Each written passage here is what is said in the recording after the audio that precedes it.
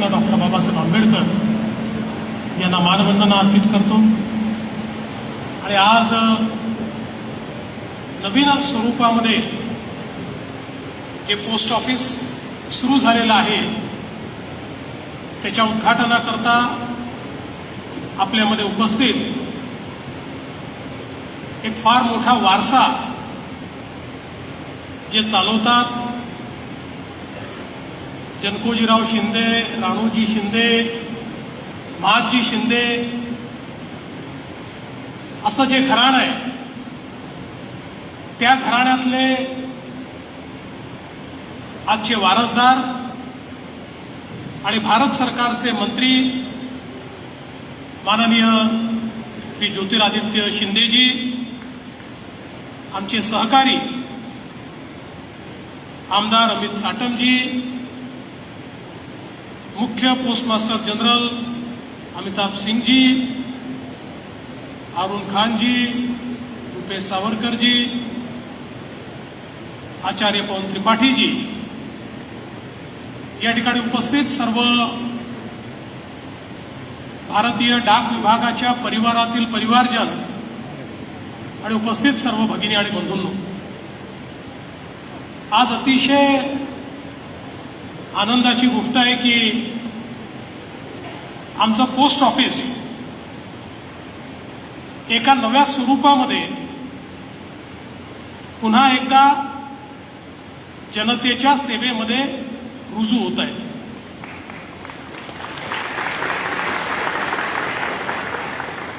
Post ऑफिसने केलेली सेवा ही कदाचित जेनझीला माहिती नसेल, पण जेनेक्स आणि मिलेनियल्स असं आपण ज्यांना म्हटलंय त्यांना मात्र ती सेवा माहिती आहे। आमच्यासारख्या अनेक लोकांनी आपल्या लहानपणी पोस्टामध्ये जाऊन त्या ठिकाणी इनलँड खरेदी करणं किंवा पोस्टकार्ड खरेदी करणं, एनव्हलप खरेदी करणं, या सगळ्या गोष्टी केलेल्या आहेत। एखादं पार्सल पाठवणं हे देखील केलेलं आहे। नंतरच्या काळात स्पीड पोस्ट आला, त्या स्पीड पोस्टचा उपयोग केलेला आहे। आणि एवढंच नाही तर छोटी बचत ही जी पोस्टात त्या काळात व्हायची ती देखील आपण जवळून बघितलेली आहे। त्यामुळे एक प्रकारे आमच्या समाजाच्या जीवनाचं एक महत्त्वाचं अंग म्हणजे पोस्ट, अशा प्रकारची जी व्यवस्था होती ही व्यवस्था आपण सगळ्यांनी बघितली आहे। खरं म्हणजे आपण जर साधारण 2000 पूर्वीचं साहित्य, त्यापूर्वीचे सिनेमे हे सगळं बघितलं तर जुन्या सिनेमांमध्ये पोस्टमन हा दिसायचाच, तो चिठ्ठी घेऊन यायचाच आणि त्याच्या चिठ्ठीने कोणीतरी आनंदित व्हायचं किंवा कोणाला एखादी वार्ताही समजायची। आणि मला आठवतं की इतकं साहित्य या टपाल विभागावर तयार झालं।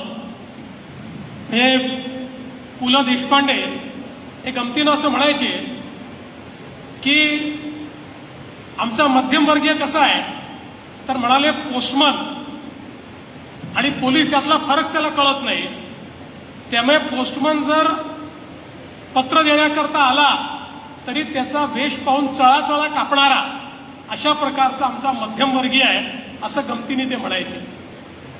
किंवा हिंदीमध्ये एक फार गाजलेले कवी होते शरद जोशी, त्यांनी पोस्ट विभागावर लिहिलेली एक दीर्घ काव्य आहे ज्याच्यामध्ये त्यांनी एक विडंबन तयार केलं आहे की पोस्ट विभाग हा आताच्या ब्युरोक्रेसीसारखा, म्हणजे त्या काळात लिहिलंय 30 वर्षापूर्वी, तेव्हाच्या ब्युरोक्रेसीसारखा तयार झाला असता तर एखाद्या व्यक्तीला पत्र पाठवायचं असेल तर तो पोस्टात गेला असता आणि मग तिथल्या जो कोणी कर्मचारी आहे त्यांनी म्हटलं असतं की आधी फॉर्म भरा, फॉर्म भरल्यानंतर 15 दिवसांनी परत या. मग 15 दिवसांनी आल्यानंतर सांगितलं असतं तुमचे 2 कागद राहून गेले, ते 2 कागद घेऊन या. आणि मग एखाद्या व्यक्तीने जर एका महिन्यात 2 पत्र पाठवायचा प्रयत्न केला असता तर फारच तुम्ही पत्र पाठवता असं म्हटलं असतं. अशा प्रकारचं अतिशय सुंदर काव्य हे त्या ठिकाणी शरद जोशींनी केलेलं आहे. आणि त्यात ते सांगतात की आनंद व्यक्त करतात की अशी व्यवस्था नाही तर आता जी पोस्टाची व्यवस्था आहे त्याच्यामध्ये कोणी गेलं तरी आमचं पोस्ट हे गरीब आहे का श्रीमंत आहे बघत नाही, तो कुठल्या जातीचा धर्माचा आहे हे बघत नाही, आलेल्या प्रत्येकाचं पत्र घेतं आणि ज्यापर्यंत पोचवायचं आहे त्याच्यापर्यंत पोचवतं. अशा प्रकारची ही पोस्टाची व्यवस्था आमच्या देशामध्ये कानाकोपऱ्यामध्ये तयार झाली. मला आठवतं मागच्या काळामध्ये एक कार्यक्रम आम्ही केला होता आणि त्या कार्यक्रमामध्ये कारगिलचं युद्ध सुरू असताना कारगिलच्या युद्धामध्ये जे आमचे सैनिक आणि अधिकारी दुर्दैवाने शहीद झाले त्यांनी त्या युद्धाच्या काळात आपल्या घरी पाठवलेली जी पत्र होती त्या पत्राचं वाचन आम्ही केलं होतं. ही सगळी पत्र आमच्या पोस्ट विभागाने त्या युद्धाच्या काळामध्ये त्या ठिकाणी त्या कारगिलच्या वॉर हिरोजच्या घरापर्यंत पोहोचवली होती. आणि त्यातनं ज्या भावना या सगळ्या आमच्या वॉर हिरोजनी व्यक्त केल्या होत्या त्या भावना वाचताना आम्ही सगळे भावविभोर झालो होतो. मला असं वाटतं की हे जे कार्य आहे मानवी संवेदनाचा वाहक म्हणून पोस्ट विभागाने आजपर्यंत काम केलेलं आहे. आणि म्हणूनच मला असं वाटतं की हा पोस्ट विभाग आपल्या सामाजिक व्यवस्थेचा एक भाग म्हणून आपण याच्याकडे बघितलं पाहिजे.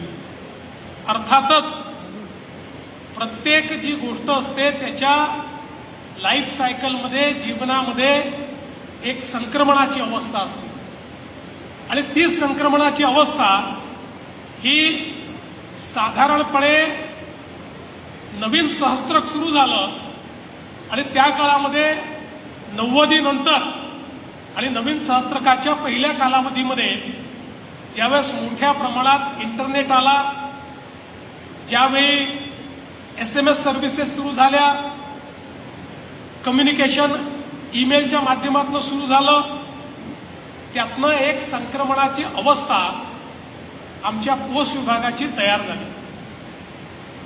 दुसरीकडे आपल्याला कल्पना आहे की मोठ्या प्रमाणात खासगी क्षेत्रही या ठिकाणी वेगवेगळ्या प्रकारच्या पार्सल सर्व्हिसेसमध्ये, कुरिअर सर्व्हिसेसमध्ये आलं. त्याच्यामुळेही एक संक्रमण अवस्था आमच्या पोस्ट विभागाला त्या ठिकाणी बघावी लागली. पण महत्वाचं असतं की आव्हानं जेव्हा समोर येतात त्यावेळी त्या आव्हानाला साजेसा बदल आपल्यामध्ये घडवणं आणि प्रत्येक काळामध्ये रेलेव्हंट राहणं हे अत्यंत महत्वाचं असतं. आणि मी विशेष आभार मानेन देशाचे प्रधानमंत्री माननीय नरेंद्र मोदीजींचे की ज्यांनी पोस्ट विभागाची ताकद ओळखली आणि ज्यांनी हे ठरवलं की हा विभाग ऑब्सोलीट होणार नाही. तंत्रज्ञान बदललं असेल, मीन्स ऑफ कम्युनिकेशन बदलले असतील, त्या प्रत्येक व्यवस्थेमध्ये आमच्या पोस्ट विभागाला कुठे ना कुठे जागा आहे, किंबहुना एक बिझनेस अपॉर्च्युनिटी आणि त्यासोबत प्रत्येक व्यक्तीला सेवा देण्याची संधी आमच्या पोस्ट विभागामध्ये आहे. आणि हे खरंच होतं की कुठलंही क्षेत्र आलं तरीही शेवटच्या माणसाला सर्व्हिस देण्याची जी क्षमता होती ती आमच्या सरकारच्या पोस्ट विभागातच होती. आणि म्हणून एक मोठं परिवर्तन मग पोस्टल बँकिंग सिस्टीम जी उभी राहिली, गावापर्यंत बँक पोचली, आर्थिक समावेशनामध्ये पोस्ट विभागाने महत्वाची भूमिका निभावली. आणि मी विशेष अभिनंदन करेन आमचे मंत्री महोदय श्री ज्योतिरादित्य सिंधियाजींनी की ज्यांनी स्वतः पहिले राज्यमंत्री म्हणून आणि मग मोदीजींच्या नेतृत्वात विभागाचे मंत्री म्हणून या विभागाचा कायाकल्प करण्याकरता प्रचंड लक्ष घातलं, नवनवीन योजना आणल्या आणि त्याच योजनांचा परिपाक आज आपल्याला या ठिकाणी पाहायला मिळतो की सगळ्या वेगवेगळ्या क्षेत्रांची स्पर्धा करत 2.5% ग्रोथ होणारं पोस्टाचं विभाग हे 16% ग्रोथ 16% ग्रोथ या ठिकाणी रजिस्टर करताय आणि सगळ्यांना टक्कर देत पुन्हा एकदा सामान्य माणसाच्या जीवनामधला एक अभिन्न अंग म्हणून जवळजवळ शतकभर जी कामगिरी पोस्टाने केली तीच कामगिरी आज पुन्हा पोस्ट करताना दिसतंय. मला अतिशय आनंद आहे की आज जे स्वरूप अंधेरीच्या पोस्ट ऑफिसचं आम्ही बघितलं, Indian institute of architecture and design या देशातल्या अग्रणी संस्थेने याचं डिझाईन केलंय. त्याच्यामध्ये मंत्री महोदयांचं एस्थेटिक टच आपल्याला पाहायला मिळतो आणि विशेषतः त्यांनी जे सांगितलं विकास भी और विरासत भी, वारसा आणि विकास या दोन्हीचा संगम पाहायला मिळतो.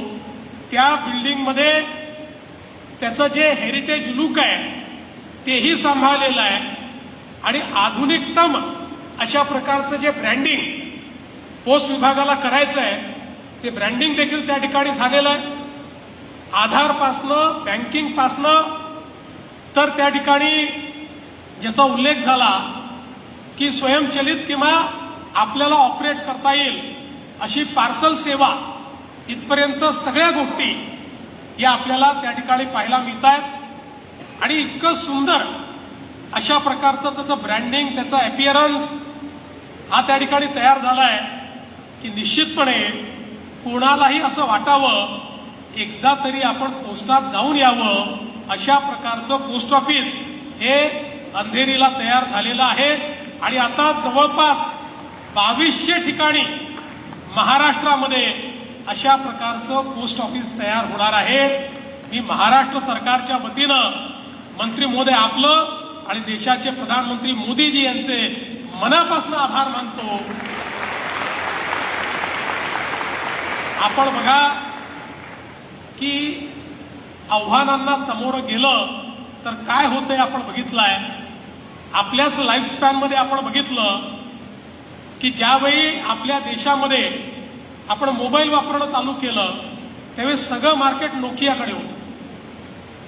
पण ज्यावेळी बदल करण्याची वेळ आली त्यावेळी तेवढ्या वेगानं नोकियाने बदल नाही केला, तो सॅमसंगनी केला, तो ॲपलनी केला आणि हळूहळू सगळं मार्केट हे दोन ॲपल आणि सॅमसंग यांनी ते हळूहळू कॅप्चर केलं. त्यामुळे तुम्ही किती जुने आहात हे महत्वाचं नाही आहे, आव्हानांना सामोरं जात तुम्ही किती स्वतःमध्ये बदल करता, किती आधुनिकता आणता, किती रेलेव्हन्स आणता आणि किती लोकाभिमुखता आणता याच्या आधारावर तुमचं भविष्य हे त्या ठिकाणी ठरत असतं. आणि अशा प्रकारचे प्रधानमंत्री आणि अशा प्रकारचे मंत्री हे आपल्याला मिळाल्यानंतर मी आजच सांगतो पुढचे 100 वर्ष आमच्या पोस्टाचं भविष्य उज्ज्वलच आहे, ते चांगलंच असेल, ते उत्तमच काम करेल हा मला विश्वास आहे. मी पुन्हा एकदा या उत्तम कार्यक्रमाबद्दल पोस्ट विभागाचं, मंत्री महोदयांचे, त्यांच्या समस्त अधिकाऱ्यांचे आभार मानतो आणि आम्हालाही इथे निमंत्रित केल्याबद्दल आपले आभार मानून मी माझे 2 शब्द संपवतो. धन्यवाद. जय हिंद, जय महाराष्ट्र.